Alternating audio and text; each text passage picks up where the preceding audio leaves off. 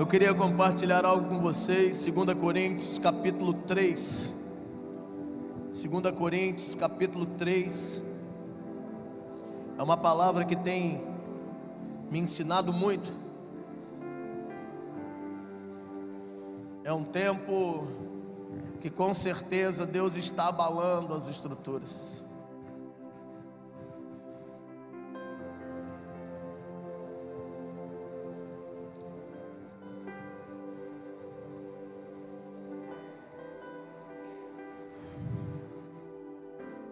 Segunda Coríntios capítulo 3.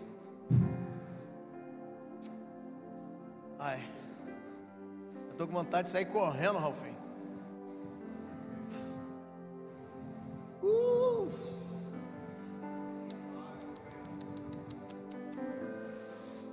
Ai.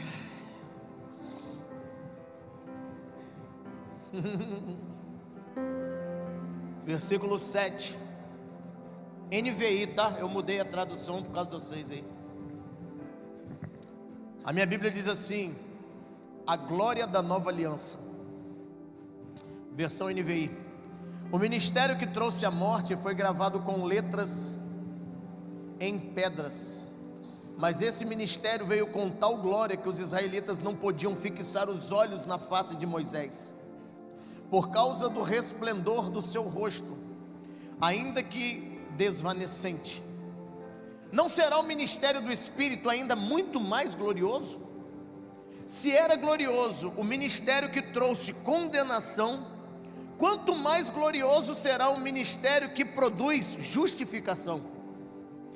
Pois o que outrora foi glorioso, agora não tem glória, em comparação com a glória insuperável. E se o que estava se desvanecendo se manifestou com glória, quanto maior será a glória do que permanece. Portanto, visto que temos tal esperança, mostramos muita confiança. Não somos como Moisés, que colocava um véu sobre a face, para que os israelitas não contemplassem o resplendor que se desvanecia. Na verdade, a mente deles se fechou, pois até hoje o mesmo véu permanece quando é lida a antiga aliança. Não foi retirado porque é somente em Cristo que ele é removido. De fato, até o dia de hoje, quando Moisés é lido, um véu cobre os seus corações. Mas quando alguém se converte ao Senhor, o véu é retirado. Ora, o Senhor é o Espírito, e onde está o Espírito do Senhor, ali há liberdade. E todos nós que com a face descoberta contemplamos a glória do Senhor, segundo a sua imagem, estamos sendo transformados com glória cada vez maior, a qual vem do Senhor, que é o Espírito. Feche os olhos um pouquinho. Amigo Espírito Santo, essa palavra revela quem Tu és. Tu és o Senhor, Tu és a autoridade suprema, a autoridade maior. Tu és aquele que tem total liberdade em nossas vidas, em nossas casas, em nossa família, nas empresas, nas finanças, na saúde, em todos os âmbitos. Essa noite, amigo Espírito Santo, é uma boa noite para o Senhor nos pegar de jeito. Essa noite é uma boa noite para vivermos um Pentecostes, um batismo de entendimento, um batismo da intelectualidade dos céus, da revelação dos céus para o cumprimento de um propósito já estabelecido, aliançados, ó Deus, com tudo aquilo que o Senhor estabeleceu nos céus para a terra. Essa igreja é uma igreja maximizada, é uma igreja inteligente. E essa noite nós sairemos daqui empoderados a cumprirmos um novo tempo, porque somos livres, somos curados, fomos restaurados, fomos libertos do cativeiro do Egito. E essa noite, que seja descortinado todo o véu, tudo aquilo que tem impedido os teus filhos de contemplarem aquilo que o Senhor já preparou. Meu Deus, Eu tenho certeza que não há nenhum agrado em seu coração em nos ver procurar aquilo que o Senhor já liberou sobre nós. Então, nos direcione para que possamos encontrar aquilo que estabelecido já foi. Assim eu oro agradecido em nome de Jesus. Amém? Amém? Esse texto aqui, ele é maravilhoso, porque mostra para mim e para você que ainda existe, mestre Felipe, pessoas que idealizam, que projetam, que imaginam, que desenham a sua liderança. Eles olham assim, apóstolo Betão, e fixam no líder Jennifer, como se aquele líder fosse uma pessoa sem falha, como se aquele líder fosse uma pessoa que não tivesse defeitos. Mas pastor Zé, Bob Harrison já dizia: perfeição é intangível, mas quando o foco é a perfeição, o resultado é a excelência. Engraçado, evangelista Nildo, que quando eu espero que não tenha ninguém aqui nessa noite que tenha esse tipo de pensamento em relação aos pastores, aos líderes dessa casa, porque nós também somos falhos. Gisele Nascimento cantou, e é verdade: ninguém é super-homem, Deus não te fez de aço, não leve em seus ombros além do que ele. Então, por favor, não olhe para ninguém. Lu, Cadu, João, tá bem? Foi só o susto? Rapaz, filho é benção.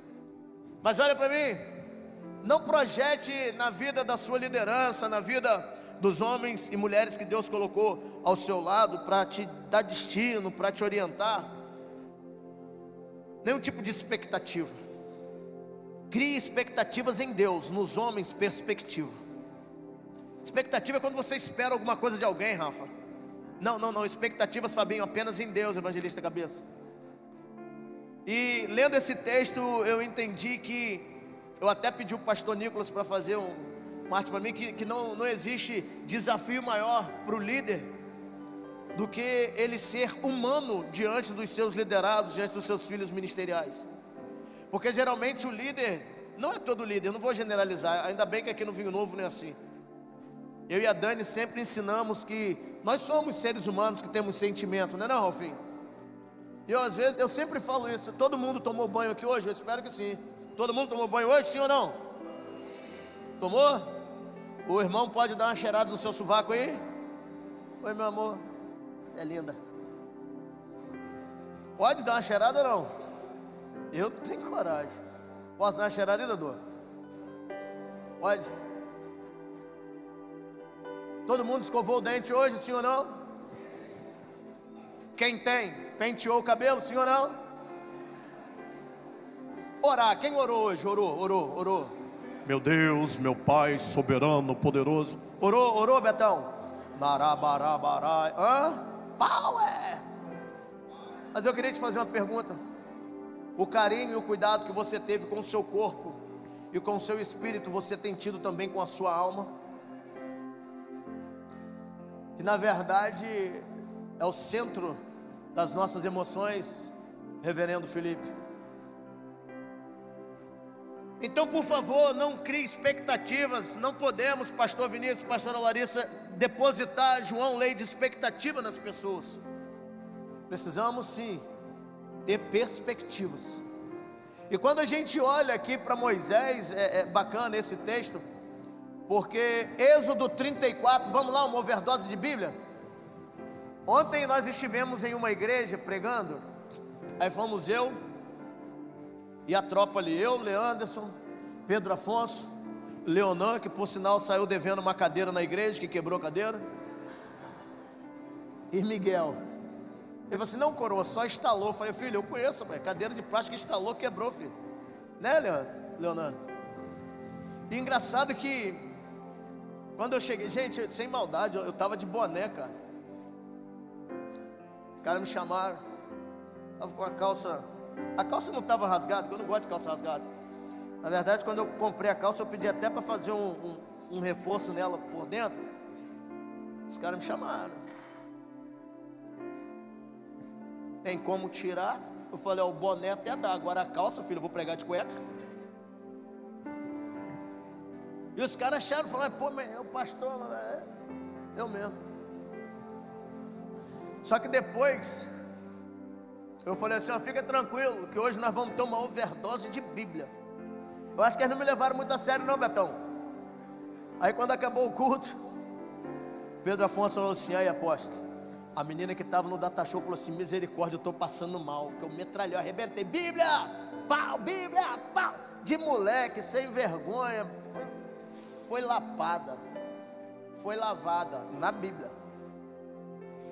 Porque nós temos esse hábito de olhar, preconceituar e julgar por aquilo que visualizamos. E eu costumo dizer, não seremos reconhecidos pelo discurso liberado, mas pelo caráter possuído. Êxodo capítulo 34, versículo 29, mas tem que ser rápido, tá, Gabriel? Nós vamos ler alguns versículos. A Bíblia diz assim, ao descer do monte Sinai com as 2 tábuas do testemunho nas mãos, Moisés não sabia que o seu rosto resplandecia por ter conversado com o Senhor. Quando Arão e todos os israelitas viram Moisés com o rosto resplandecente, tiveram medo de se aproximar dele. Ele, porém, os chamou. Arão e os líderes da comunidade voltaram-se para ele. Moisés falou com eles. Depois todos os israelitas se aproximaram, e ele lhes transmitiu todos os mandamentos que o Senhor lhes havia declarado no monte Sinai. Interessante que aqui Deus está falando com o povo. Vai, Biel. Quando acabou de falar com eles, cobriu o rosto com um véu. Toda vez que entrava para estar na presença do Senhor e falar com ele, tirava o véu até sair. Mas quando saía e contava aos israelitas tudo o que lhes havia sido ordenado, eles viam que o rosto de Moisés resplandecia. Então, de novo, Moisés cobriu o rosto com o véu até entrar para falar com o Senhor. Vai, Bel. Moisés reuniu toda a comunidade de Israel e disse a eles: estas são as ordens que o Senhor os mandou cumprir. Ponto. Como é que funcionava? Moisés, quando ele subia ao monte para falar com Deus, ele tirava o véu. Sabe por quê, querido? Não tem como mascarar diante do Senhor. Véu é tudo aquilo que impede a visão. Mas nós lemos no livro de 2 Coríntios capítulo 3, volta lá, Biel, que Moisés, ele escondia o rosto com um véu, para que as pessoas não vissem que a glória de Deus estava desvanecendo, ou seja, estava acabando, estava indo embora. Ou seja, ele não queria que as pessoas entendessem que ele era uma pessoa comum, que ele era uma pessoa natural. Então, por isso que quando ele subia para falar com Deus, ele tirava. Por quê? Porque não tem como, cara. Não existe segredo na alma que a conduta não revele. Mas para falar com o povo ele colocava, porque as pessoas pensavam assim: olha, Moisés colocou o véu para nós não nos assustarmos com a glória que ele carrega. Mas era o contrário. A glória estava se desvanecendo, a glória estava indo, a glória estava se esvaindo, a glória estava acabando. E aí, queridos, eu queria que vocês entendessem. A nossa geração precisa de líderes autênticos, que digam assim: olha, retira esse véu e permita que a realidade da sua vida reflita a realidade dos céus sobre você. É tempo de tirarmos as maquiagens, é tempo de tirarmos os adornos e enfeites. Nós não precisamos do filtro do Instagram para entrar diante do Senhor, não. Engraçado que não tem ninguém feio no Instagram. Ô miséria. Uns caras que você vê que tá amarelo igual eu tô aqui, tá com a bochecha rosa. Aí você olha assim, 40 minutos depois você viu o cara no Instagram. Você fala: ué, é aquele mesmo, gente? Vai ser difícil usar filtro para entrar no reino dos céus. No reino dos céus o negócio é meio complicado. Mas presta bem atenção, eu preciso entrar naquilo que Deus tem para nós essa noite. Não é pecado ser homem, não, Felipe. Eu tenho falado isso há um tempo. Pecado é nós queremos ser Deus diante dos homens. Pecado é nós queremos mostrar uma santidade que nós não temos. Nós não somos detentores de toda essa santidade. Mas aí é que o negócio vai apertar agora. Se eu não conseguir concluir essa palavra hoje, certamente na quarta-feira nós concluiremos. Porque eu quero que você entenda uma coisa: homem e mulher de Deus pode até mudar de cidade, só não pode abandonar o propósito. Homem e mulher de Deus, ele pode até mudar de denominação, mas não pode quebrar princípios. Porque Deus, ele continua sendo o mesmo. Sabe, querido, de repente eu pedi para o pastor Nicolas, ainda bem que está salvo, porque eu botei assim: aqueles que gritam Hosana hoje, amanhã são os mesmos que gritam crucifica. Aí, segundo Leonan, Miguel, Pedro Afonso e Leanderson, lá em casa ontem, eles falaram assim: não, porque o coroa disse, aquele que, como é que é? Não, ó, o Miguel já apontando um amigo. Não precisa apontar um amigo, Miguel. Eu quero lembrar a frase.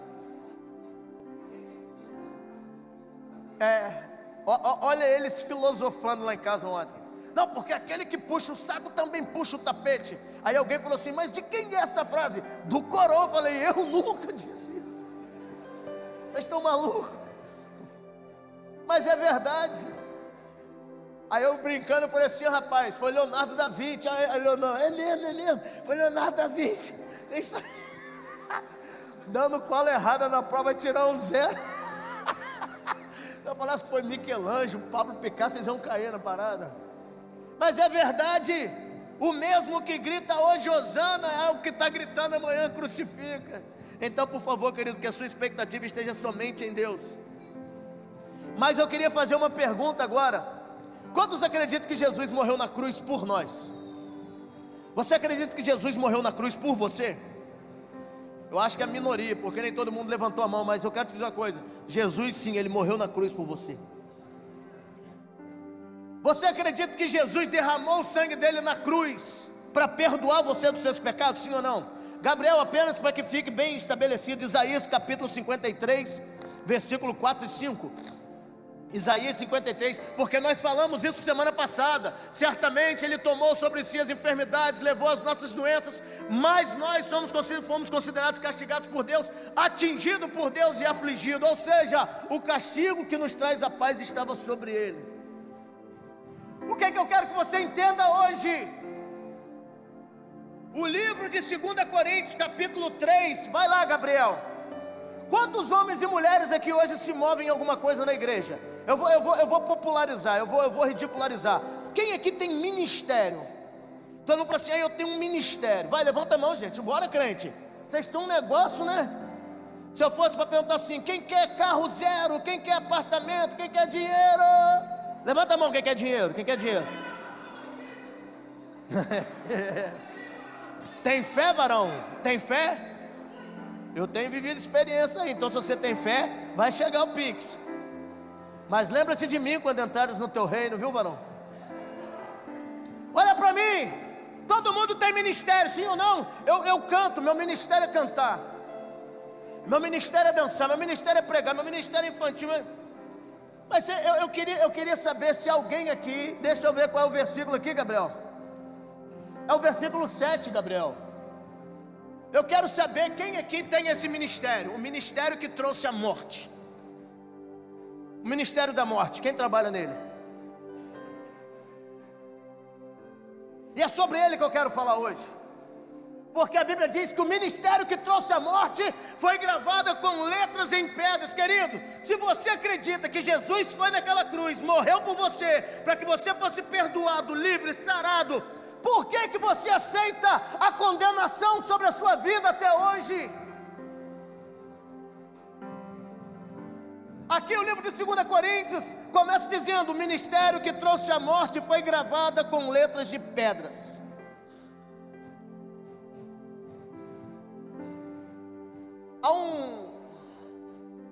Há um grupo teológico aí, a gente não vai dar nome porque quem tem vergonha não envergonha ninguém, que diz que o ministério da morte, na verdade, foi a lei cerimonial de Moisés. Por quê? Porque as leis cerimoniais de Moisés, elas eram celebradas com sacrifícios de animais. Só que, para que fique bem entendido aos eruditos aí, aos haters, é isso que fala? Aos eruditos e haters, as leis cerimoniais de Moisés, elas não foram escritas em pedras, elas foram escritas em papiros, em folhas. Porque as únicas leis que foram escritas em pedras foram as leis dos 10 mandamentos.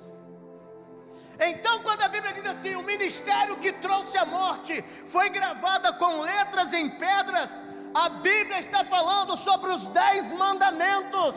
É por isso que tem muita gente pregando errado e sendo enganado, ouvindo falar assim: olha, a letra mata. E eu te provo na Bíblia hoje, porque existem aqueles que defendem exatamente o que eu estou falando com você. Os ortodoxos, até hoje, os mais lá em Israel, quando eles celebram a festa de Pentecostes, eles ainda cobrem o rosto, usam véu, porque a própria Bíblia falou. Quando eu estive lá em Israel, eu tive o prazer de presenciar, e é exatamente isso aqui que eles celebram: as leis mosaicas. Por quê? Primeiro, que eles não acreditam em Cristo. Mas, enfim, eu queria chamar a sua atenção e voltar um pouquinho. Lê o versículo 1 do capítulo 3 aí.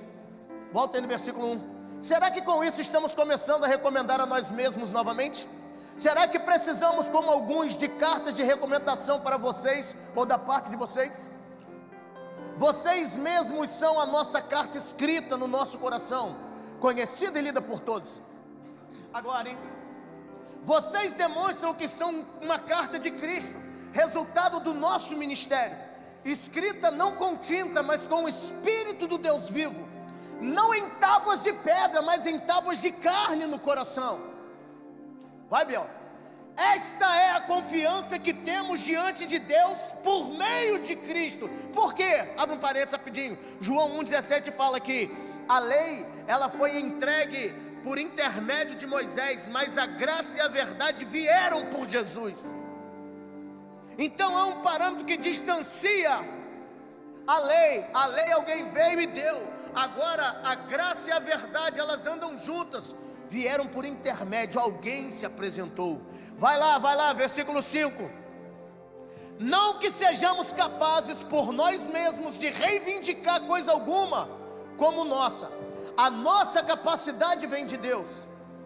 Ele nos capacitou para sermos ministros de uma nova, não da letra, mas do Espírito. Por quê? Porque a letra mata, mas o Espírito vivifica. Muitas pessoas têm vivenciado hoje amarradas e acorrentadas a isso aí. E eu estive pensando, porque os versículos seguintes, pode pular, Biel, que aí nós começamos a ler aí, ó. O ministério que trouxe a morte foi gravado em letras, mas esse ministério veio com glória. Você consegue entender? Quem é, e eu provei lá em Êxodo, quando nós lemos em Êxodo, quem é a representatividade do ministério da morte? Moisés. Eu vou te provar algo na Bíblia agora que talvez você numa faculdade teológica isso não vai cair. Você não vai aprender, mas eu vou te mostrar agora. Sabe por quê? Quando que as tábuas ou as pedras da lei foram dadas? No dia de Pentecostes. O primeiro Pentecostes aconteceu lá em Êxodo. Todo mundo acha que o Pentecostes foi apenas Atos capítulo 2, não foi. Por quê, gente? Porque Pentecostes não tem nada a ver com o derramado do Espírito Santo. O Pentecostes é a festa da colheita. Mas como todo judeu que se preza, ele vai até Israel, até Jerusalém para participar das festas, Deus falou assim: eu vou aproveitar, David, que o povo, os judeus de todas as nações vão estar lá, e vou cumprir o que eu prometi lá em Joel. Eu vou derramar do meu Espírito. Então erroneamente Tem muita gente que fala assim: nós somos pentecostais. Por que você é pentecostal? Porque você fala em língua? Então quer dizer que o irmão que não fala em língua não é pentecostal porque ele não fala em língua? Mas a Bíblia diz que nem todo mundo fala em línguas. Aí aquele que fala em línguas oprime o que não fala. Você não fala em língua, então você não tem o Espírito. Quem falou? Porque talvez o irmãozinho que fala em língua, ele fala em língua, mas também usa a língua para mentir, para falar mal dos outros, para fofocar.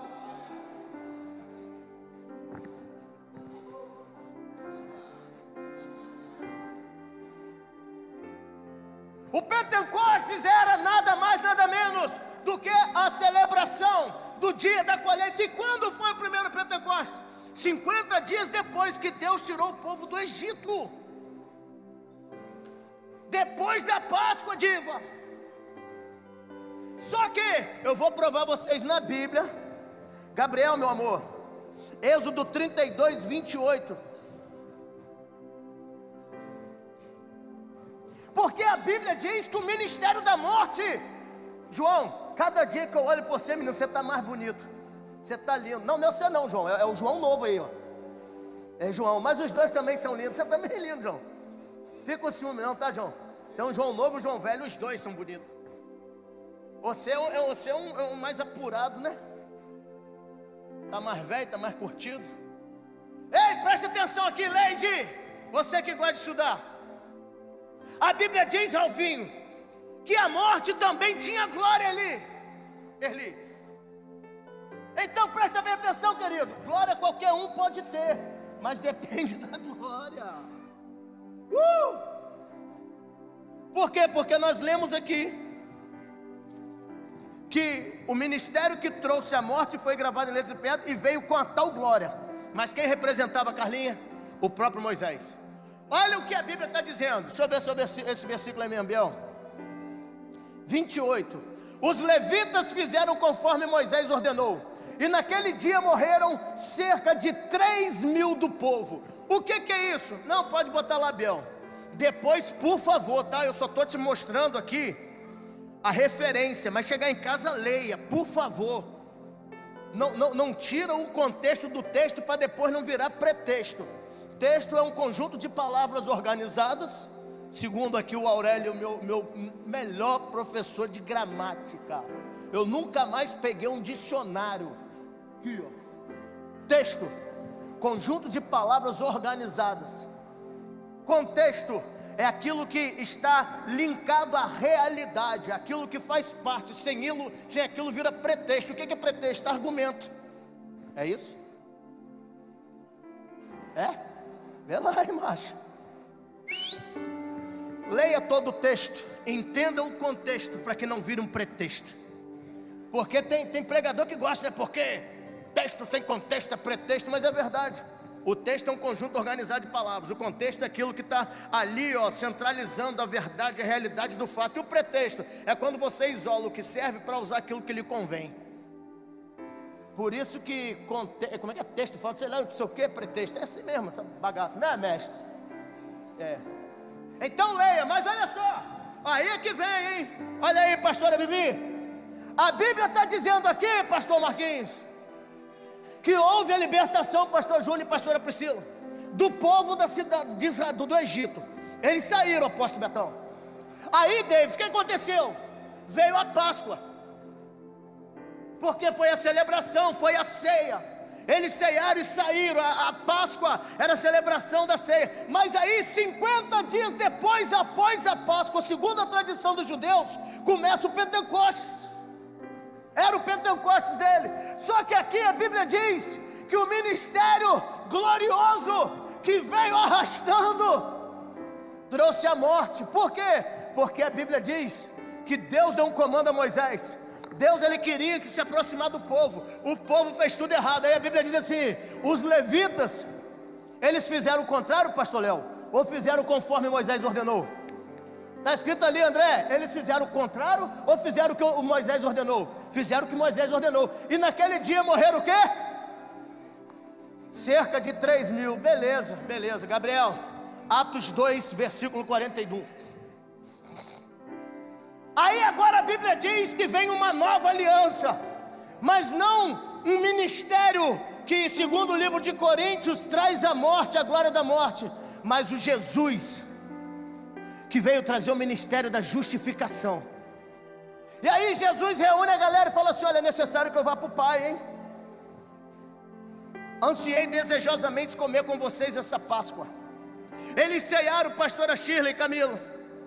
E aí diz a Bíblia que Jesus foi levado aos céus, mas antes de levar aos céus, pastor Vinícius, ele disse assim: olha, permanecei-vos aqui, Benjamim, até que do alto vocês sejam revestidos de poder.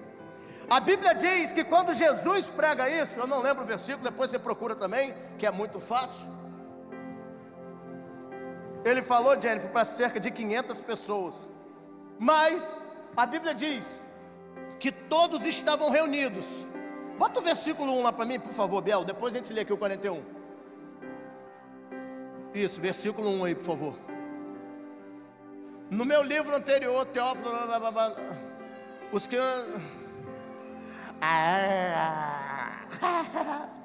Quando chegou o dia de Pentecoste, estavam todos reunidos em um só lugar. De repente veio do céu um som como de um vento muito forte e encheu toda a casa na qual estavam assentados. Apareceram línguas de fogo que se separaram e pousaram sobre cada um deles. Ponto. Agora vai lá para o versículo 41. Versículo 41, que aí conta toda a história, que todo mundo foi cheio e blá blá blá. Aí a Bíblia diz assim: os que aceitaram a mensagem foram batizados. E naquele dia houve um acréscimo ao número de seguidores de aproximadamente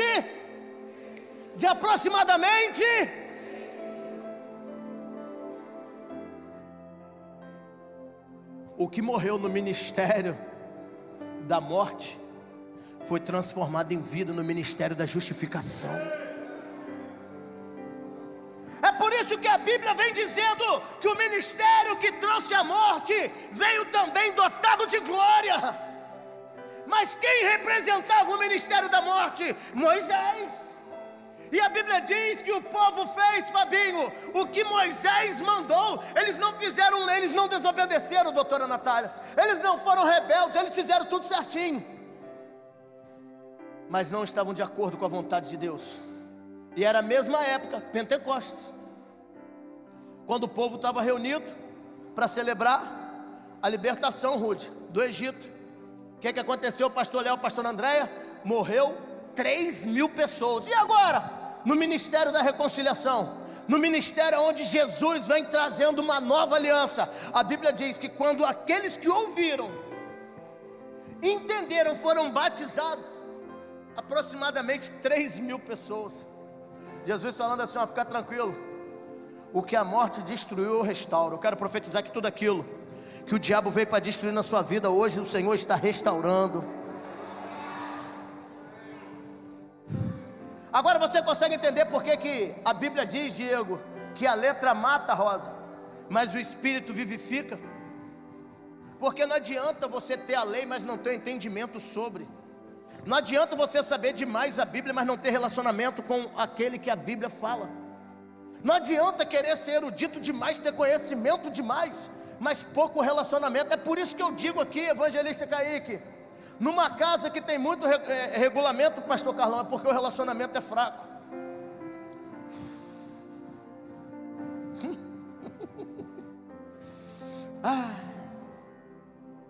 Escrevi um negócio aqui, eu quero ler para vocês, é porque eu estava procurando. Você vê que uma casa que tem muita regra, muito relacionamento, você vê que o povo vive oprimido, o povo vive cabisbaixo. Quantas foram as vezes que me perguntaram, aí Dani mesmo ainda falava assim: filho, me perguntaram qual é a doutrina do vinho novo. Eu falei: ué mulher, você respondeu o quê? Ah, Enéas, eu nem sei, essas loucuras suas. Eu falei: simples, vinho novo não tem doutrina. Nós não nos movemos por doutrina, nós nos movemos por princípios. Eu me recordo como se fosse hoje. Pastor Léo, marido da pastora Grazi, pastores do Ministério Apostólico Novo no Âncora. Léo olhou para a placa da igreja em 2014 ou 2015. Não, 2015, né? Quando a gente foi para 2015, 2016. A Grazi, a pastora Grazi, ela matava a aula, ela ia para a igreja com a blusa do uniforme ainda. Não sei se era CIEP, não sei o que era. Os mais antigos aí vão lembrar. Aí eu vi a Grazi lá sentadinha, daqui a pouco o Léo, o marido dela, ficava lá embaixo esperando. Aí um dia, eu falei assim: seu marido vai subir? Não vai não, porque ele falou que ele não sobe em igreja que tem nome de adega. Eu falei: como é que é? Ele falou que ele já foi do mundo e ele não vai subir numa igreja que tem nome de adega, vinho novo. Falei: ah, miserável. Aí hoje, sabe onde é que ele está? Pastoreando a adega do pastor Joel. Eu falo isso com ele direto. Falei: tá vendo, Léo? Você é cheio de dogmas aí, cheio de paradigmas, cheio de fuleiragem aí onde você está hoje, macho, ó. Tomou desse biricutico aí, ó. Nunca provou, tomou, ó. Biotônico Fontônico, ó. Ó o biricutico. Lembra de ontem? Ralfinho, eu esqueci o nome do moleque que estudava com a gente. Eu fui lanchar com esses meninos ontem. Aí ele passou. Eu não lembro o nome, não lembro, por incrível que pareça, não lembro o nome. Mas eu gritei assim: macho! Aí ele olhou, ficou olhando. Eu falei: tô olhando pra mim de cara feia, por quê? Aí eu acho que a namorada dele, ou sei lá o que era, o biricutico dele, falou assim: eu acho que é com você, mas olha, não tá sozinho não, olha os meninos lá. Eu falei assim: mas mexeu comigo? Aí chegou perto de mim. Quando ele chegou perto de mim, eu falei assim: você tá bravo por quê, macho? Ele: eu não acredito. Não foi? Ele: é você? Só que ele queria começar a contar a história. Eu falei: olha só, aqui todo mundo é crente, os meninos são tudo de menor, não precisa contar história nossa. Eu falei: você tá vendo esse menino aqui? Apontei para Miguel, falei: é meu filho caçula. Você não, ele estava com as guias grandando do terreiro aqui assim. Ele ia começar a contar a história. Eu falei: pelo amor de Deus, meu menino não sabe essas coisas não, rapaz. Deixa o menino ser puro. E Miguel assim, ó. Aí ele falou assim: sabe como é que era? Depois de uns biricutico. O que é biricutico? Ele: ó, Léo tomou o biricutico do vinho novo, nunca mais está lá até hoje. Por quê? Porque nós não temos doutrina, nós temos princípios. É por isso que eu digo, pastor Marquinhos, numa casa que tem muito regulamento, é porque o relacionamento é fraco. De vez em quando lá em casa eu quero dar umas voadoras, eu até quero, mas tem um relacionamento. Não dá, João Leite, não dá vontade de dar uns pescoções, e pode estar grande como for, vai casar, já é filho, irmão. Mas olha só, nós não nos movemos por regulamento, nos movemos por princípios. É por isso que você não nos vê impondo nada, porque muitas das vezes, se o nosso discurso não for, se o nosso comportamento não for condizente com o nosso discurso, não adianta querer cobrar nada de ninguém não, porque tem muita gente que gosta de exigir demais, cobrar demais, mas o posicionamento é zero. Qual é a diferença do ministério da morte para o ministério da salvação? É porque o ministério da morte, da lei, exige, enquanto o ministério da justificação em Cristo concede. E aí, em pleno século 21, 18 de agosto de 2024, eu e você queremos usar a lei para pregar moralidade, quando na verdade a lei não neutraliza o pecado. Eu fico vendo um monte de gente besta, pastor besta, líder besta. Não, porque a lei, que lei bagaça nenhuma, irmão. Pregar lei para querer neutralizar o pecado é a mesma coisa de você jogar gasolina no fogo, porque a Bíblia diz que a força do pecado é a lei, e a lei também não veio para extinguir o pecado, ela veio para ressaltar. E ainda assim a Bíblia diz: Jesus, Ele cumpriu, Ele não veio para extinguir, mas Ele veio para cumprir. Ele se fez justiça por mim e por você. Você consegue entender agora o que a Bíblia está dizendo? Olha o que eu escrevi. Eu, Enéas, acho que o pensamento da igreja é: quanto mais a lei for pregada e imposta, mais os crentes serão santos. Se o pecado está em alta, pregamos a lei. Gabriel, 1 Coríntios capítulo 15, versículo 56. Por quê? Anota, 1 Coríntios 15, 56, a Bíblia diz que a força do pecado é a lei, não é o perdão. O perdão constrange, O amor constrange. Agora a Bíblia diz que o que alimenta o pecado é a lei. O aguilhão da morte é o pecado, e o poder do pecado é a... Sabe, queridos, eu não sou um cara antinomiano. O que é um antinomiano? É um termo teológico, tá? Aos eruditos aí, ó. O que é um antinomiano? Antinomiano é alguém que prega contra a lei. Eu não estou pregando contra a lei. Ao contrário, eu sou favorável à lei, quando ela é exercida para cumprir o propósito para o qual foi criado. Sabe por quê? Porque tem muita gente que gosta de usar a lei ao seu bel prazer, para se beneficiar da lei quando é em relação ao próximo. Vou dar um exemplo bem claro. Sabe aqueles pais que gostam de falar do filho dos outros? Ele vê erro no filho de todo mundo, mas ele esquece de olhar para o filho dele dentro da casa dele. A igreja está cheia de gente assim. Eu estou falando de pais porque é natural. Pai gosta de falar do filho dos outros. Olha que menino mal educado, olha que não sei o que. Mas ele esquece que o filho dele também é uma peste. Felipe, Júlia está com 23 anos de idade. Eu arrastava a Júlia comigo para vigília com 2, 3 anos. E eu me lembro como se fosse hoje, macho. 2003 ou 2004. Júlia de 2001. Fui pregar numa vigília. Júlia até então para mim estava dormindo. Ela tinha aquelas cadeirinhas, bebê conforto que fala, né, Dani? Eu ia pregar, apóstolo Betão.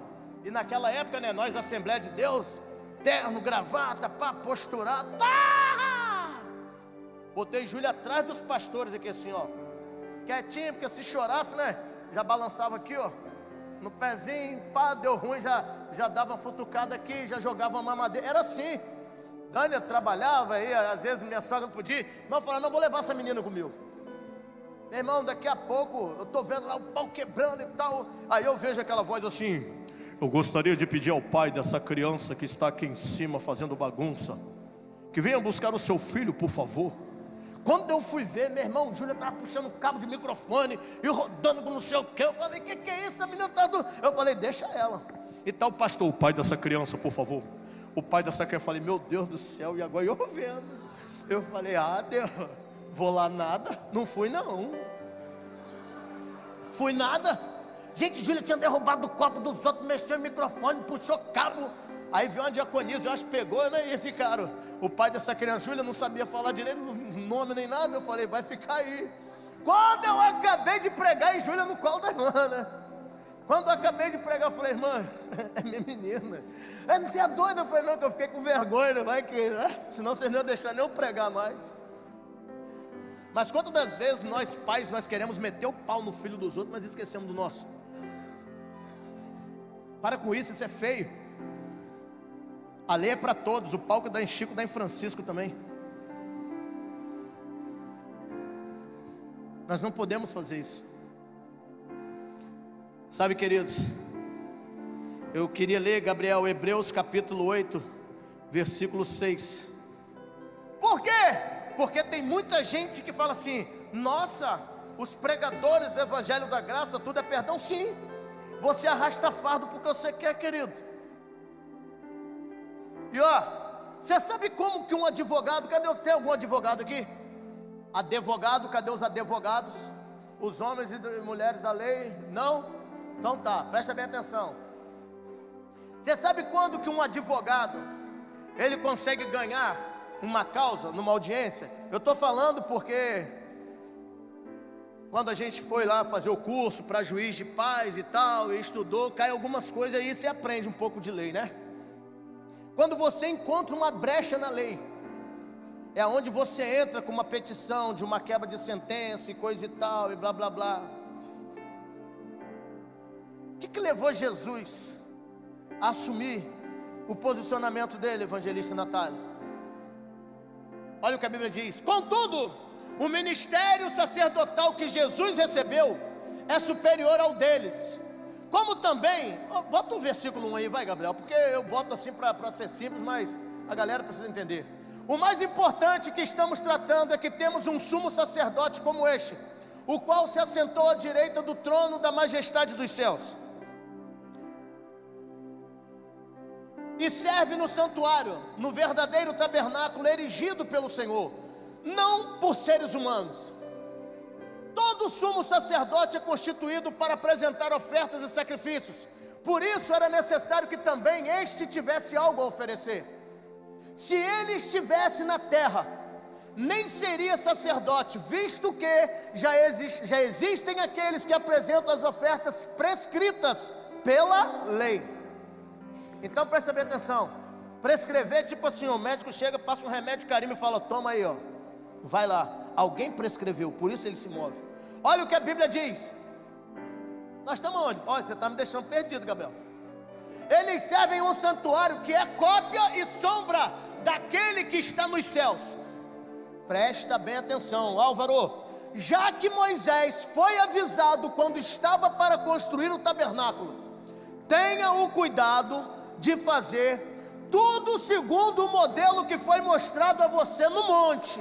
Ou seja, tudo que Moisés fez foi revelado a ele. Ele não fez porque ele era o cara, Deus revelou. Vai.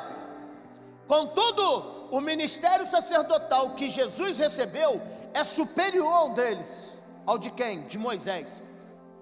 Como também a aliança da qual ele é mediador é superior à antiga, porque se baseia em promessas superiores. Presta bem atenção, Deus estabeleceu uma aliança com Moisés, o povo quebrou, e aí o ministério da morte foi estabelecido. Deus falou assim: olha, tudo o que ele criou baseado naquilo que eu falei com ele no monte. Só que, como não houve sucesso, necessário foi que eu estabelecesse uma aliança superior àquela e em promessas maiores. Vai no 7, Biel.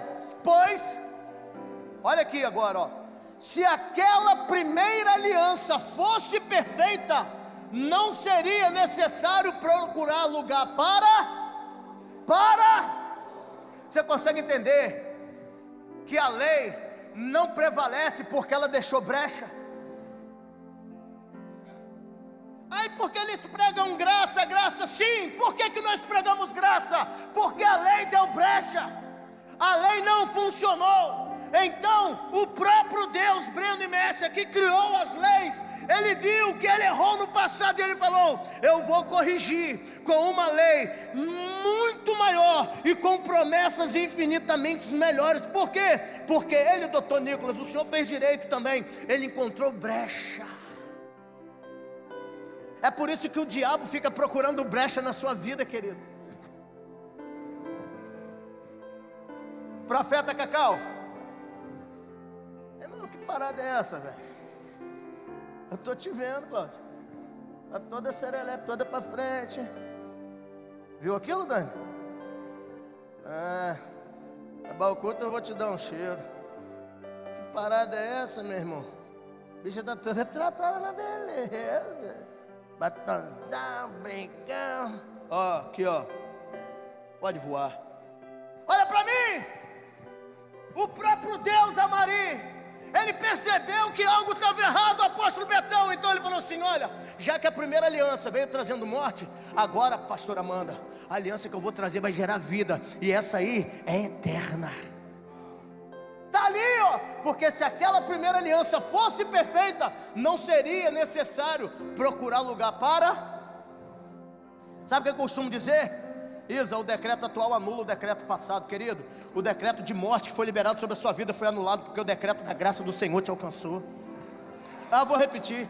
O decreto de falência, de enfermidade, de pecado, de morte que havia sido liberada sobre a vida de vocês, as palavras de maldição não irão perdurar. Por quê? Porque a aliança da justificação através do sangue de Jesus, ela é mais perfeita, ela é superior em promessas infinitamente maiores. Sabe o que a Bíblia está dizendo aqui? Quando chega algo novo, o velho se torna obsoleto, querido. Se a antiga aliança não deu certo, agora veio a nova aliança. Quem representava a velha? Moisés. Quem representa a nova, pastorzada? Jesus. E segundo a Bíblia, nele não tem falha. Sabe, querido, a lei, ela é justa, ela é boa, mas ela não santifica ninguém, tá bom? A lei, ela é boa, ela é justa, Mas nós precisamos entender que mesmo sendo boa, justa, ela não nos torna santos. E eu te digo uma coisa, eu vou falar de mim, eu, Enéas. As pessoas hoje atiram pedras, como atiravam Erli, como atiravam Débora, na época de Moisés. Depende, eu conheço uma galera que joga pedra aí. Não vou dar nome não, poderia dar. Eu de repente, de acordo com a situação, se eu tiver que jogar pedra, eu jogo também. Mas eu digo, as pedras que a nossa geração atira são indiretas no Facebook, no Instagram. São postagens no status do WhatsApp. Hoje as pessoas não pegam pedras, fisicamente falando, para jogar. Elas jogam tentando denegrir a moral, caluniando, difamando, mentindo. Só que presta bem atenção, nós não estamos, Pedrinho, debaixo do ministério da condenação. Nós estamos sob o ministério da graça, e a graça de Jesus Cristo. Está aqui apóstolo Betão. Alguns meses atrás, pastor da cidade foi procurar ele e falou assim: rapaz, você está lá no Vinho Novo? Cuidado com o Enéas, cuidado mesmo, Betão. Cuidado, cuidado. Eu não sou doido de cagar na roupa não, mas de dar uma paulada eu sou, mano. E também não ando sozinho não, ó. Tem mais doido comigo. Ei, presta atenção! As pessoas hoje não atiram pedras igual nós falamos naquele domingo. E pegaram a adúltera, joga pedra, não! As pedradas hoje vêm em forma de status de WhatsApp, em haters. Meu irmão, se o hater fosse tão bom naquilo que ele diz que é, quando você posta alguma coisa, ele deveria ser melhor naquilo que ele faz, aonde Deus colocou ele para fazer. Manda esse hater pro quinto dos infernos, esse filho do cabrunco. Porque se o cara tem tempo para ficar metendo pau naquilo que o outro prega, no outro que o outro fala, ele tinha que estar fazendo a mesma coisa. É isso mesmo, Dani. E eu estou sob a graça. Uns irmãos que ficam, pelo amor de Deus, cara. Se o irmãozinho pregou, falou alguma besteira, deixa, vai lá e fala com ele: irmão, ó, vem cá, vou te ajudar. Eu, Humberto e Miguel fomos lá no Rio de Janeiro pregar. Rapaz, um culto maravilhoso. A minha Bíblia diz que Jesus chamou Simão, que agora é Pedro, e falou assim: olha, eu te darei as chaves do reino dos céus. Que você ligar no... Não é isso que está escrito na Bíblia, gente? Sim ou não? Jesus chamou Simão, que agora é Pedro, e falou assim: eu estou te dando a chave. Rapaz, que bênção que foi o culto. Acabou o culto, veio um irmão perto de mim e falou assim: o senhor precisa se redimir com a igreja. Falei: é mesmo, varão? Ele é. Eu falei: por quê, pastor? Ele: você pregou uma mentira no altar da nossa igreja hoje. Aí eu fiquei assustado. Eu falei: rapaz, o que eu fiz, macho? Eu vou pedir perdão. Você disse que Jesus entregou a chave na mão de Pedro, mas Jesus entregou a chave na mão da igreja. Eu falei: vai se lascar no quinto do inferno, endemoniado. Aí eu, desse jeito eu estou falando para vocês. Eu falei: rapaz, vai se lascar no quinto do inferno, rapaz. Tô achando que eu tinha falado besteira. Eu disse o quê? Que Jesus entregou a chave na mão de Pedro, mas Jesus entregou a chave na mão da igreja? Eu falei: irmão, que cachaça é essa que você tomou? Você está maluco? Aí eu falei: abre a sua Bíblia aí. Aí ele falou assim: mas aqui Pedro era quem representava a igreja. Aí eu falei: então pronto, perturbado. Falei: você não está prestando nem para ler, demônio. Aí gente, eu fiquei com tanta raiva que eu fui lá e chamei o pastor. Falei: pastor, vem cá. Aquele irmão lá, ó, e era aniversário do pastor. Eu estava a ponto de dar um pau já naquele carro. Rapaz, foi 4 horas daqui para chegar lá no Rio. Um trânsito miserável. Eu olhava para a cara de um rapaz, eu fiquei revoltado. Eu falei: rapaz, você não está prestando nem para ler. Eu falei: você sabe por quê que Jesus deu a chave na mão de Pedro, querido? Porque Pedro foi o pai da igreja, através dele.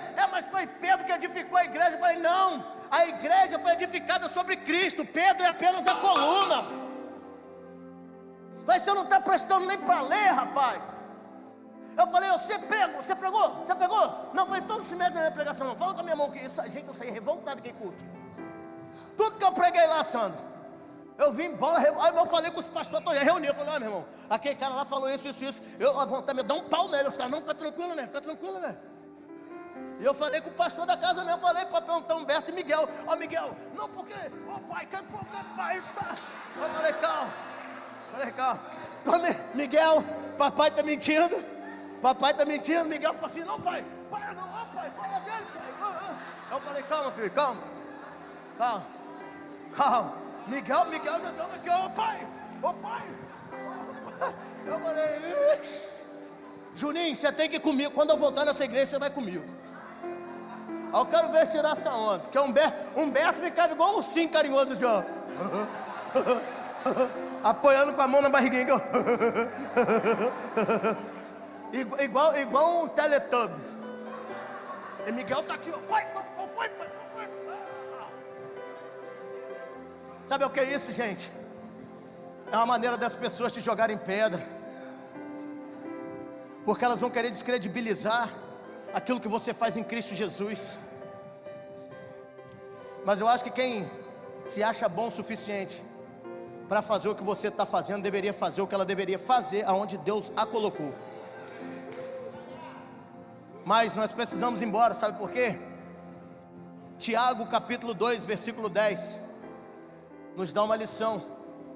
A Bíblia vem falando hoje sobre o ministério da morte, que veio por intermédio de Moisés, mas veio em glória, mas foi substituído pelo ministério da justificação em Cristo Jesus, com uma glória infinitamente maior. E eu estou falando a respeito de uma igreja em pleno século 21, que ainda fica baseada nas leis mosaicas, invalidando tudo aquilo que Jesus fez. Mas tudo bem. Tiago capítulo 2 versículo 10, vocês estão anotando aí? A Bíblia diz assim: pois quem obedece a toda a lei, mas tropeça em apenas um ponto, torna-se culpado de quebrá-la. Você sabe o que é isso? É Deus dizendo assim: olha, obediência parcial para mim é rebeldia. Se você é bom em julgar o seu irmão em algo, você precisa saber que você também vai se tornar réu naquilo que você julga, porque a Bíblia, a mesma lei que você está usando para julgar, é a que diz que você vai ser julgado no mesmo nível que julga. Então não adianta vir para cá querer tirar onda, que o irmão fumou maconha, que o irmão fez isso, que o irmão, beleza, Senhor promotor. Mas a Bíblia diz que quem obedece a toda a lei, mas tropeça em apenas um ponto, é como se ele tivesse quebrado tudo.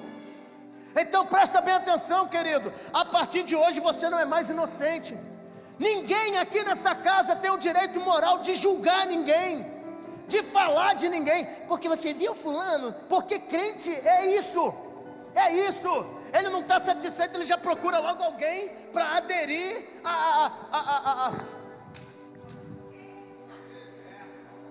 É porque eu olhei a guitarra de Fernando ali, ó. O negócio é o seguinte: nós fomos lanchar ontem. Você acredita que Leonão ficou de olho na minha batata frita? Aí a galera já vai falar assim: não, mas gordo é fogo, irmão. Sabe por quê? Porque toda pessoa frustrada, ela vai querer adeptos para sua frustração. Ninguém quer se lascar sozinho. Esquece, está aqui, ó. Ei, pastores de igreja hoje, que ficam aí falando mal de outros pastores e líderes. Ninguém tem moral para isso. A Bíblia diz: quem obedece a toda a lei, mas tropeça em uma, é como se tivesse quebrado todas. Para de julgar, crente. Ah, você não fuma maconha não? Graças a Deus, mas é mentiroso. Ah, mas eu não minto, mas compra e não paga. Ah, mas eu não dou calote, mas faz fofoca. Tá vendo? Gabriel, nós não podemos julgar as pessoas porque elas pisam em pedras diferentes da nossa. Jennifer, nós não podemos, porque em alguma coisa, pastora Priscila, nós vamos errar, evangelista Denise. Está entendendo, Clarinha? Entendeu, monstro? Entendeu, pastor Nicolas? Aí fala assim: a Ener não fala de ninguém. Eu até gostaria, Lá em casa, tá lá minha mulher, ó. Santa mulher, Santa Dadá. Dadá, a gente sabe que Júlia não é fácil, não é não? Júlia é fácil? É o que é isso aqui, gente? É para fazer... Priscila qual?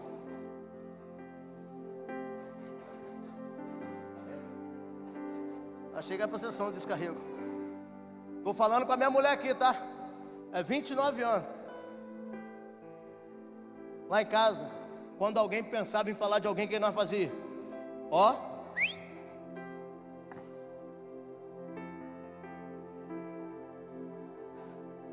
Feminina não faz isso. Essa aqui, ó, essa pastora aqui, ó. Aqui guarda uma treta, aí gosta. Só que por quê, gente? Dá vontade de falar, irmã? Não dá vontade? Não tem hora que o irmão merece, Ruth. Fala assim, rapaz, aquela praga. Não é não? Mas a gente não pode. Álvaro, eu nunca vi Diogo, eu desafio você. Quando eu for pregar no Rio, eu vou levar você e... Eu desafio qualquer um aqui subir o monte com esse evangelista aqui, ó. Nós fomos subir o monte do âncora. Um varão veio me entregar uma revelação. Sabe o que o varão fez comigo, Jafim? Veio me puxando. Daqui a pouco vem aquele varão ali na unção do Mualker. Agarrou na mão do varão, subiu de ré, igual um trator, desceu. E o varão, tipo assim, me ajuda, pastor. Eu falei, se lasca pra lá, macho. Me puxar e me rodar é fácil, né? Vai com ele agora. Olha o tamanho do cara aqui, ó. Mas agora fala a verdade. Já falou mal de alguém? Já, eu sei que já. A senhora não tem cara não, mas já falou também. Ah, esses olhos regalados. Ah, mas quem nunca, né não? Mas nós não podemos. Porque a Bíblia diz, se eu sou bom em algo, em alguma coisa eu sou falho, gente. É uma honra te ver bem, meu amor. Está entendendo, Jaque? Entendeu, pastor Léo? É isso que a Bíblia está falando. Ei, não adianta, querido. A igreja precisa parar de julgar. A igreja precisa parar de condenar. A igreja precisa parar de falar demais. Já que você quer falar de alguém, fala dos seus podres. Fala das suas mazelas. Fala assim, olha, eu sou um fofoqueiro mentiroso. Eu gosto de falar mal da vida dos outros. Eu gosto de fazer bolinho para ficar conversando fiado. E vai se lascar no quinto dos... Ai! Ai! Jesus está voltando, gente. Jesus está voltando, pelo amor de Deus. Desperta, tu que dormes. Talvez aqui não nem vá para a eternidade. Mas não dá, para mim não dá. Ah não, vamos embora. Eu quero contar só uma analogia para você, para nós ir embora. Volta aí quarta-feira, por favor, quarta-feira. Ó, quarta-feira eu estou distribuindo chave de carro, cheque em branco, a chave da casa própria. Quem tem vindo quarta-feira também, é sério. Deus me deu a direção, eu falei com os dois pregadores de quarta-feira, eu falei, eu preciso terminar, cara. Eu não posso comprometer a verdade fazendo você acreditar numa mentira. Mas eu quero contar para vocês a analogia do espelho. Sabe por quê? Eu escrevi algo em relação a esse texto aqui, eu quero ler para você. Não podemos escolher as leis que iremos obedecer e atropelar as demais, porque se eu guardar uma, sou obrigado a guardar todos. Mas agora, pastora Shirley, Deus não hierarquiza e nem divide a lei em escalas. Ninguém pode escolher a lei que vai guardar. Se quebrar uma, quebrou todas. Sabe o que a Bíblia está ensinando para mim e para você no dia a dia? A lei é igual o espelho. Quem tem espelho em casa? Espelho. Você se olha no espelho todo dia, sim ou não? Sim ou não? Às vezes você fica assustado com aquilo que vê, sim ou não? Eu fico pensando no pobre coitado do seu espelho, quando te vê todo dia. Eu tenho dia que eu nem me olho, porque eu sei que o que eu vou ver não vai ser bom.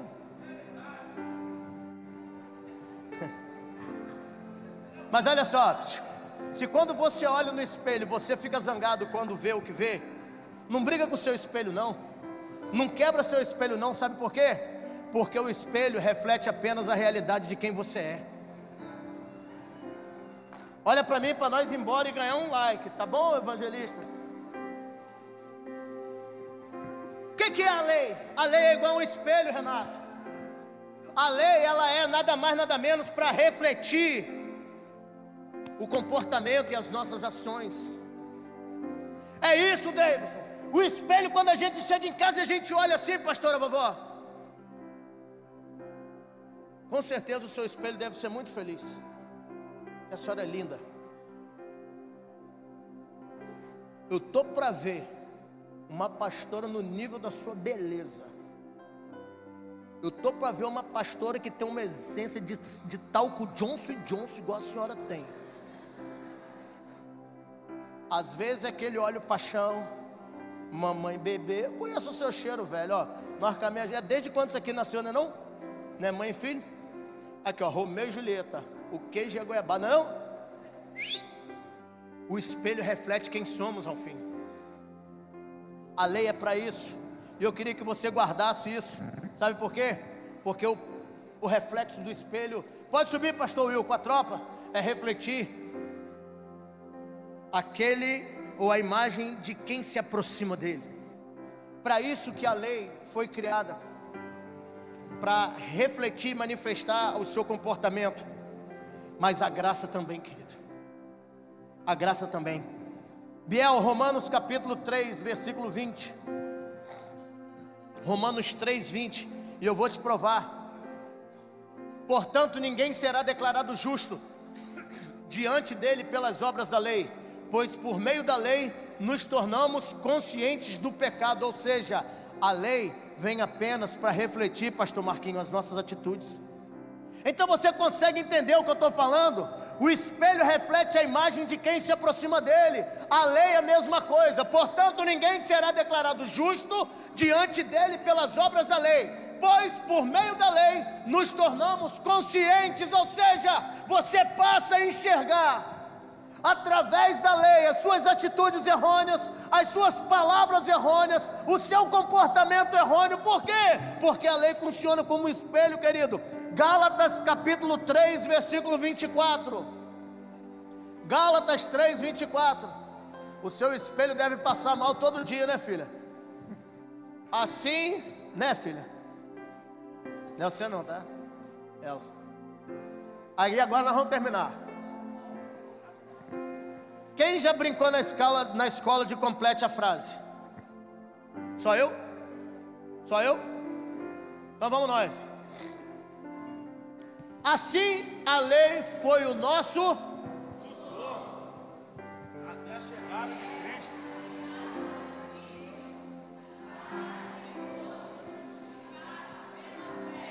A lei, ela foi criada para conduzir o povo até Cristo. Por quê? Porque quando Cristo chegou, Ele aboliu a lei e passou a dar a você o direito de escolha, dizendo assim: olha, a lei não vai te condenar. O que vai te condenar são as suas atitudes, as suas escolhas, a sua maneira de falar, a sua maneira de pensar, a sua maneira de agir. Por quê? Porque Jesus veio e morreu por todos nós. Pode apagar a luz aí para mim, por favor? Mas mesmo assim eu tenho visto hoje em dia homens tentando usar as leis para remover os pecados. Sabe, querido, quando você usa a lei para tentar maquiar ou para tentar ofuscar, apagar pecado, é igual fazer isso aqui, ó. Isso aqui é um espelho, tá bom? Isso aqui é um espelho. Hoje não mais. Pastor Will, 2011, 2012, a cara parecia até um ralador de coco, um abacaxi. Puberdade. Não, eu na sua idade eu era mais bonito que você. Tira o óculos, por favor. A lei, quando você usa a lei para querer julgar o seu irmão, quando você usa a lei para tentar se justificar, é como se você pegasse o espelho, tira o óculos, e passasse na sua cara, tipo assim: pô, vou tirar minhas espinhas. Pô, eu vou ficar bonito agora, vou esfregar. Só que tem um porém. Você pode esfregar o espelho na sua cara feia, que você vai continuar feio. O que eu quero dizer você pode esfregar a lei na cara de qualquer um, querer condenar qualquer um, que isso não torna você inocente. Você é tão culpado quanto aquele quem você acusa através da lei que você usa.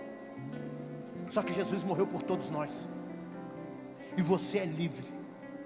Eu queria que você se colocasse de pé nessa noite, e eu faço uma pergunta para você: sobre qual ministério você quer estar a partir de hoje? O ministério da morte, pastor Will, que é representado por Moisés através da lei? Ou o ministério da justificação, pastor Júnior, pastor Felipe, através da graça, do sangue, pastor Tiago, derramado por Jesus na cruz? Escolhe aí, macho. E aí, sapato? Dá uma dica. Você quer o quê? O ministério da morte ou o ministério da justificação? Por favor, querido, você hoje pode escolher. Caso você escolha o ministério da justificação, lembre-se, você é livre. Ah, eu errei. Eu não estou dando respaldo para você pecar não, mas eu estou dizendo para você que Jesus, ao se entregar na cruz, apagou todos, e a tradução de todos é todos mesmo, todos os seus pecados, todas as suas falhas. Jesus vai vir buscar a sua noiva. Ai, porque Jesus vai vir julgar a igreja? Não vem não. Ele não vem julgar o pecado da igreja não. Por quê? Porque se Jesus vier julgar o pecado da igreja, automaticamente ele anula o que ele fez na cruz. O que Jesus vem julgar na segunda vinda? O que eu e você temos feito com aquilo que ele tem liberado sobre nós. Você é livre. Eu estou aqui essa noite como profeta da minha geração, para dizer para você que o Pai derramou o mais alto preço pela sua vida. E se você entrou aqui essa noite se sentindo indigno, talvez você está distante do caminho do Senhor, e até mesmo porque a própria igreja impôs um fardo sobre a sua vida, você é livre.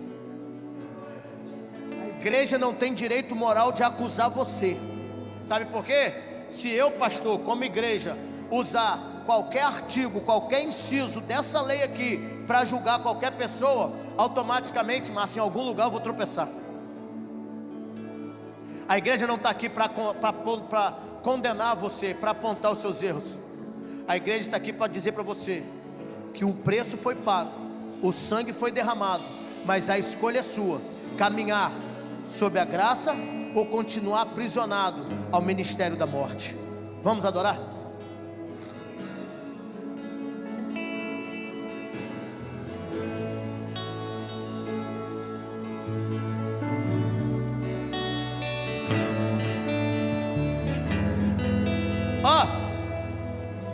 Se tiver alguém aqui no vulgo desviado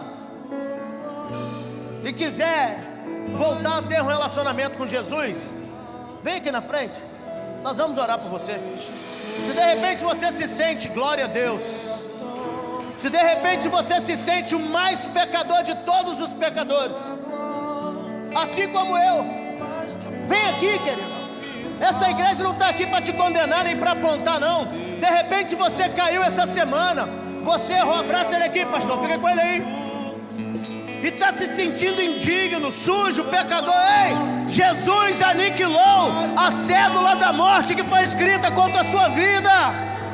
Nos deixe ser. Eu não estou falando com santo não, eu estou falando para homens e mulheres que pecam assim como eu peco. Eu sou pecador, querido, eu não sou santo não, mas eu não permito que a lei ofusque a graça que está sobre a minha vida. Ei, vem, corre para o altar, porque a graça está nesse lugar.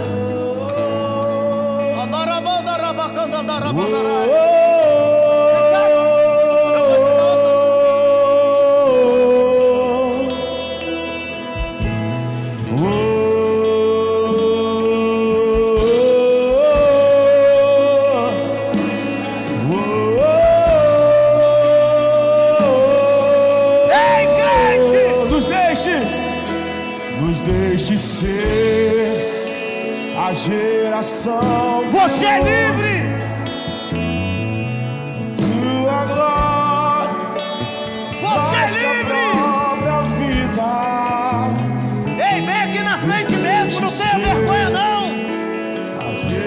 você que Jesus está falando. Receba o abraço da graça nessa noite. Mais que a própria vida.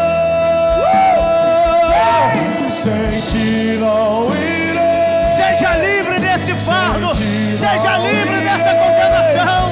Não nos deixe sair da tua presença. Sem ti não irei. Seja livre. Sem ti não irei. Seja livre. Não nos deixe sair da tua presença.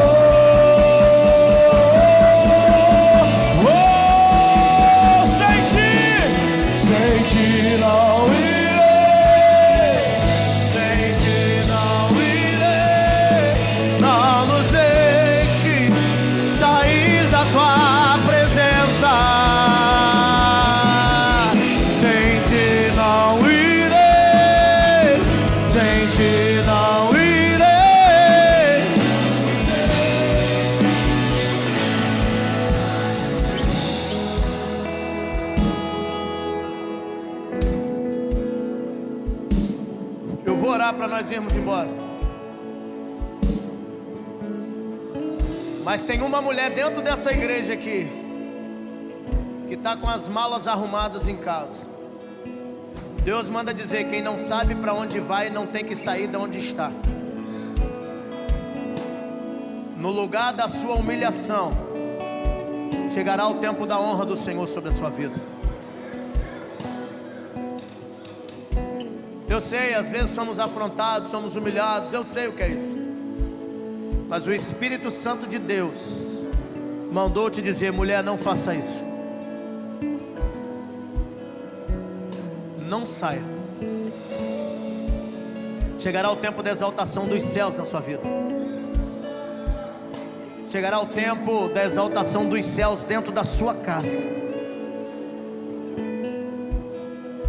Eu costumo dizer que a hora de qualquer pessoa sair da onde está é quando está tudo certinho. Mas para você saber que é com você que Deus está falando, você falou antes de vir para a igreja: se o apóstolo não disser, eu vou saber que Deus não está falando comigo. Então Deus mandou dizer para você, mulher. Eu quero que Deus me revele, mas Ele não fala, tem esses negócios. Eu aponto mesmo. Deus falou com você. Mas você, mulher, Deus não vai te envergonhar não. Você sabe.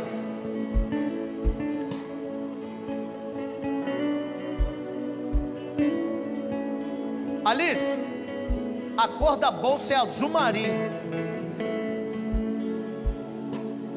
A alça, azul marinho também. No tempo certo nós vamos saber. Deus vai revelar. Só para você saber que é com você que Deus está falando, mulher. Seu irmão, seu tio, seus primos, eles vão saber que Deus é Deus na sua vida. Amigo Espírito Santo, aqui estão os seus filhos. Eu quero abençoar cada um deles e profetizar um novo tempo. Profetizar uma nova unção, uma nova estação, um tempo de honra, um tempo de crescimento, um tempo de vitória, um tempo onde a tua graça os alcançará de maneira poderosa. Eu profetizo que no lugar onde houve vergonha, haverá a dupla honra.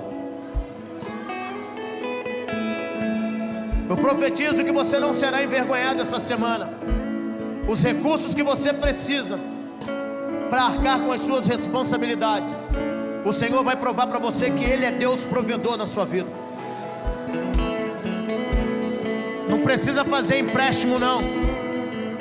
Deus vai entrar com provisão financeira na sua vida para você saber que Ele é Deus. O Espírito Santo falou no meu coração: Senés, tem pessoas aqui dentro que estão pensando em pegar empréstimo essa semana. Pode avisar que eu vou entrar com provisão para saber que eu sou o Deus da graça. Precisa trabalhar? Precisa. Precisa ser organizado? Precisa. Mas existe um Deus da graça para você saber que é Ele. O seu telefone vai tocar trazendo a boa notícia. Aquilo que não nos mata nos torna mais fortes. Que a sua semana seja poderosa. Que a sua segunda-feira comece bombando. Olha lá no seu e-mail, aquela carta te convidando para uma entrevista. Aquela carta dizendo que você foi aprovado no exame que você fez. Ei, olha lá no seu e-mail o documento que você está precisando. Vai chegar na sua caixa de e-mail amanhã. O seu telefone vai tocar. Por quê? Porque nós estamos sob a graça. São promessas maiores, são promessas melhores. E foi Jesus quem prometeu. Deus abençoe vocês. Deus abençoe vocês. Vai em paz, querido. Vai em paz, querido. Deus abençoe vocês.